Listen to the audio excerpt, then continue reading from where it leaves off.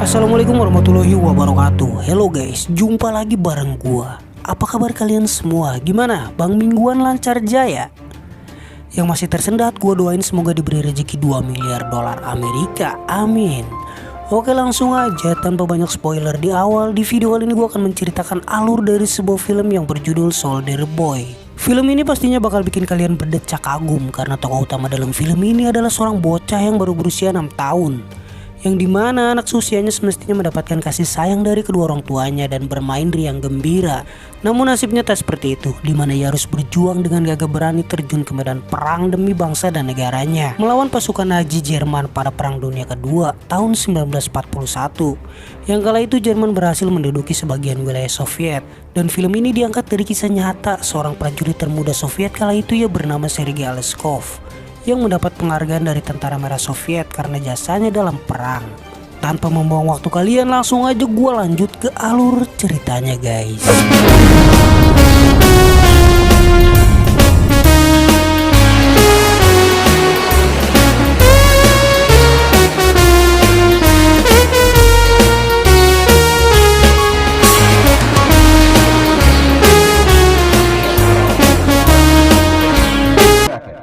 Di awal film diperlihatkan seorang anak kecil yang sedang nangkring di atas pohon. Inilah Sergei Aleskov.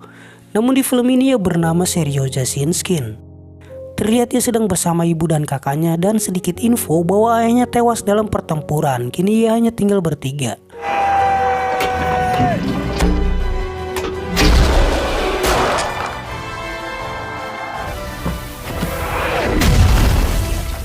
Terlihat sang ibu sedang mencuci pakaian di sungai dan kakaknya sedang memancing.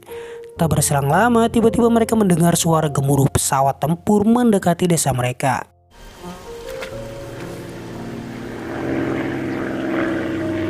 Ibunya yang melihat itu langsung panik karena ia menyadari bahwa itu adalah pesawat tempur milik Nazi Jerman. Kemudian sang ibu menyuruh kedua anaknya untuk bergegas pergi mencari perlindungan.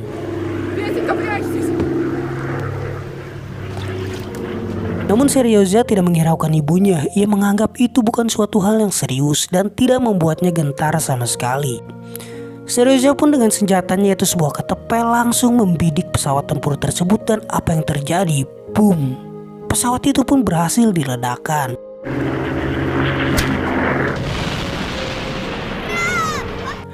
Namun sebenarnya itu bukan karena serangan dari ketepel Seryoja, melainkan dari tentara Soviet yang sedang melakukan perlawanan. Namun tetap saja Seryoja menganggap bahwa ia yang melakukannya. Merasa berhasil menumbangkan satu pesawat membuat semangatnya berkobar dan ia membidikkan lagi ketepelnya, namun meleset. Pada serangan ketiga ia berhasil mengenainya. Padahal ya udahlah ya. Oke, lanjut. Scene berpindah. Terlihat Seryoja sedang tertidur dan mengigau menyebut nama ibunya. Tiba-tiba ibunya datang dengan wajah penuh kepanikan. Kemudian Seryoja menanyakan keberadaan kakaknya, yakni Peter. Namun sang ibu tidak menjawab, sepertinya kakaknya telah meninggal. Karena saat ini Nazi berhasil memukul mundur pasukan Soviet dan para tentara Nazi sedang menggeledah seluruh rumah di desa. Dan akan membantai siapa saja, baik itu warga sipil termasuk wanita dan anak-anak. Melihat pasukan Nazi sudah berada di luar rumah, sang ibu pun kemudian bergegas menyuruh Seryoja untuk pergi menyelamatkan diri melalui jendela. Dan menyuruhnya lari sekuat-kuatnya ke arah hutan. Setelah Seryoja berhasil keluar, tiba-tiba sang ibu ditembak dari arah belakang dan tewas. Seryoja dari kejauhan melihat desanya terbakar, terlihat api di mana-mana. Namun ia teringat perintah terakhir dari ibunya yang menyuruhnya untuk terus berlari ke arah hutan.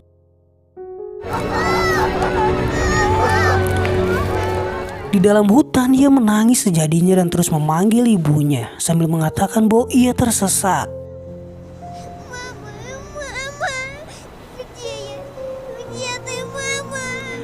Meskipun ia adalah anak yang pemberani, namun tetap saja ia masih sangat kecil dan masih membutuhkan perlindungan dari ibunya. Malam pun berlalu, Seryoja pun kemudian berhasil sampai ke sebuah danau. Rasa dahaga yang teramat sangat membuatnya merasakan bahwa air danau seperti air susu segar baginya. Ketika ia sedang menikmati segarnya air danau, tiba-tiba ia mendengar suara yang tak lain adalah tentara Nazi. Kemudian ia pun segera berlari dan bersembunyi di bawah akar pohon besar. Di pinggir danau terlihat beberapa tentara Nazi sedang beristirahat dan makan. Seryoza pun kemudian bersembunyi sambil memperhatikan mereka dan menahan rasa laparnya yang teramat sangat. Namun ia hanya bisa memandangi para tentara Nazi yang sedang menyantap makanan mereka. Tiba-tiba dari atas akar pohon terlihat seekor ular besar mendekatinya. Seryoza yang melihat itu tetap berusaha tenang melawan rasa takutnya. Tak lama berselang para tentara Nazi itu pun pergi. Melihat situasi sudah aman, Seryoza pun keluar dari persembunyiannya dan menghampiri tempat para tentara tadi beristirahat. Karena di sana ia melihat bekas makanan sisa yang ditinggalkan oleh para tentara tadi. Scene berpindah. Hari demi hari ia lalui dengan berkeliaran sendirian di hutan. Dia terus berjalan dan meninggalkan jejak di hutan. Seryoza mencoba bertahan hidup dengan memakan biji-bijian dari tanaman liar di hutan. Dan ia meminum air dari tetesan embun di dedaunan. Ketika ia sedang menikmati makanannya, tiba-tiba boom! Tepat dari arah belakang jatuh sebuah rudal dari atas pesawat. Sehingga membuatnya terkejut dan terjungkal. Dengan wajah pucat dan lutut gemetaran, ia pun terus berusaha berjalan hingga kemudian ia mendengar suara burung beterbangan. Mendengar itu ia merasa ada seorang yang melintasi hutan. Ia pun berteriak sambil mengatakan jangan macam-macam padanya.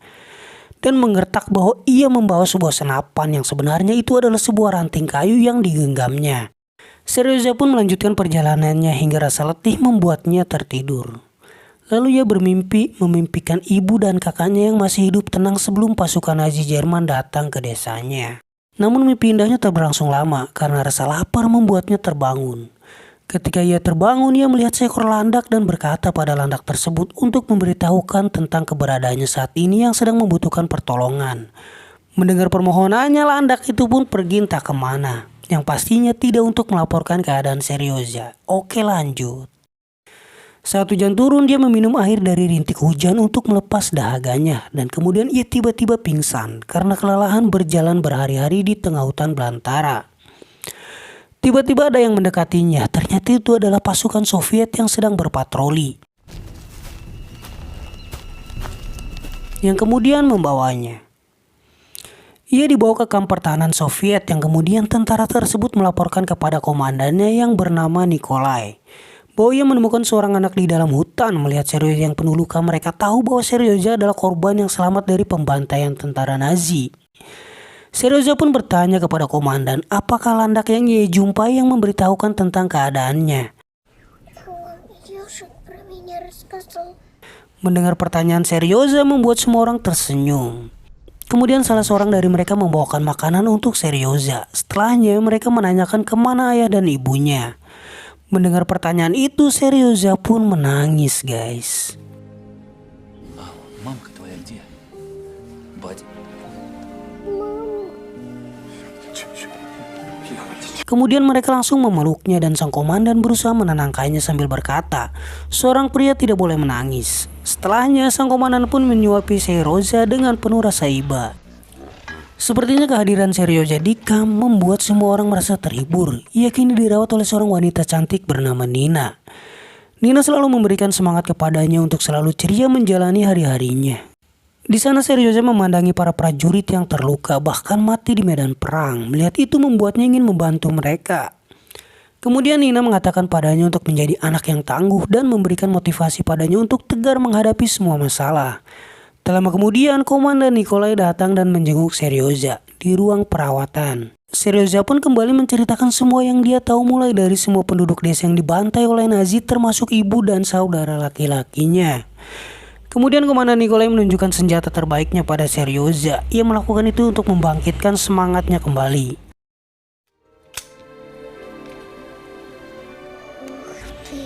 Nina memberitahu Komandan Nikolai bahwa dia akan merawat Seryoza dengan baik. Di sini Nina terlihat memendam cinta pada komandan dengan menunjukkan perhatiannya.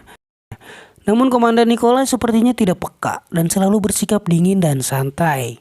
Meskipun sebenarnya dia juga menyukai Nina. Kemudian para tentara lain pun menjenguk Seryoza dan memberikan sebuah teropong padanya.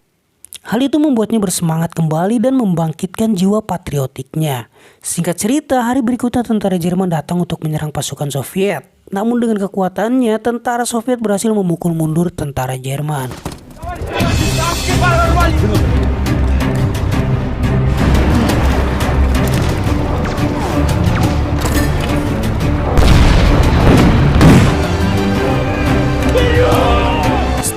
Komandan Nikolai kembali mengunjungi Seryoza. Sepertinya Seryoza sudah menganggap Komandan Nikolai seperti ayahnya sendiri. Karena selama ini ia tidak pernah merasakan cinta dari seorang ayah disebabkan ayahnya meninggal ketika ia masih bayi. Komandan Nikolai pun sangat menyayangi Seryoza dan menganggapnya seperti anaknya sendiri hingga ia memutuskan untuk mengadopsinya. Все как у настоящий. Kemudian ia juga memberikan hadiah untuk Seryoza sebuah seragam tentara karena ia melihat jiwa patriotik dalam diri Seryoza. Dan tentu saja hadiah itu membuatnya sangat senang dan bahagia. Oke, lanjut. Tiba-tiba pasukan Jerman menyerang kamp secara tak terduga sehingga banyak tentara Soviet yang tewas akibat serangan itu.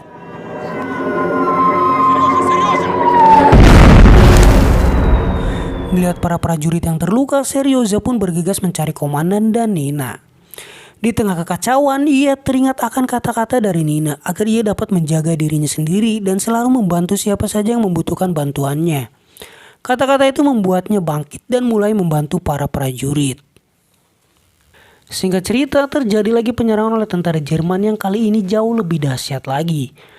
Terlihat Seryoza kembali ikut andil dalam perang karena semangat juangnya yang tinggi. Para tentara yang melihat Seryoza menyuruhnya untuk kembali ke kamp untuk bersembunyi karena situasi kali ini amat berbahaya dan kali ini terlihat nyalinya agak sedikit ciut.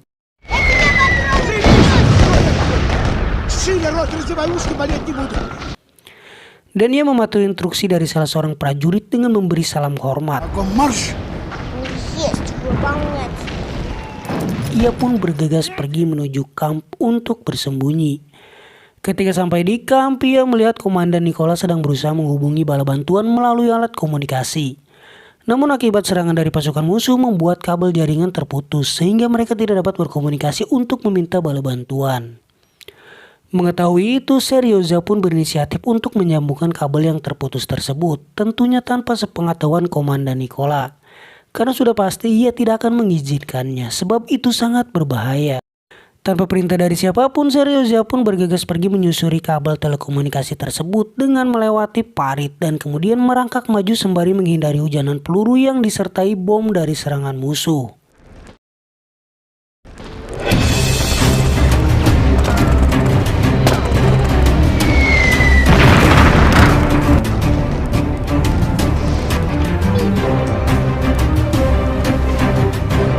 Ketika ia menemukan ujung dari kabel yang terputus, ia kebingungan karena tidak tahu bagaimana cara menyambungkan kabel tersebut. Ya maklumlah karena ia masih bocah. Oke, lanjut. Namun ia tidak kehabisan akal, kemudian ia menghampiri salah satu dari tentara yang sedang sekarat dan ia kemudian menanyakan bagaimana cara menyambungkan kabel. Tentara yang sekarat itu kemudian memberitahukan caranya dan akhirnya ia pun berhasil menyambungkan kabel tersebut.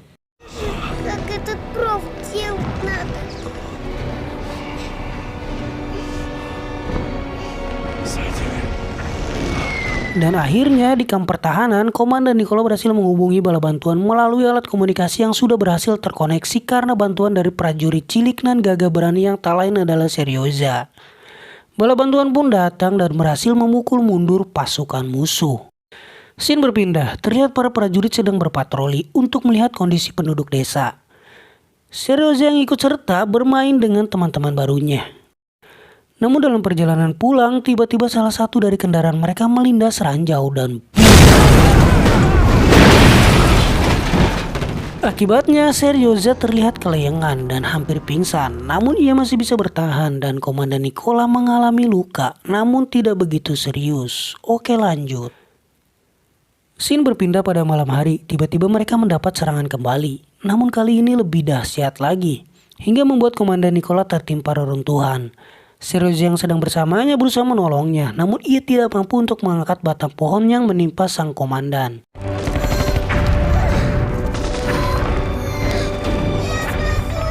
Ia pun kemudian berlari sambil menangis mencari bala bantuan ke beberapa tentara dan memberitahukan mereka agar menolong komandan yang dia anggap seperti ayah baginya. Singkat cerita, peperangan pun telah usai. Pasukan Nazi Jerman telah mundur dari Stalingrad. Dan atas jasa pada bangsa dan negaranya, Seryoza pun dianugerahi penghargaan sebagai prajurit paling muda kala itu oleh komandan tertinggi dan dihadiri seluruh prajurit, dan film pun tamat. Semoga video ini dapat menghibur dan membangkitkan jiwa patriotik kalian guys. Dan yang lebih penting lagi, kita harus banyak-banyak bersyukur karena terlahir di masa negara kita telah merdeka dan tidak mengalami masa sulit di zaman penjajahan dan masa perang dunia. Oke gitu aja, sampai jumpa di video berikutnya.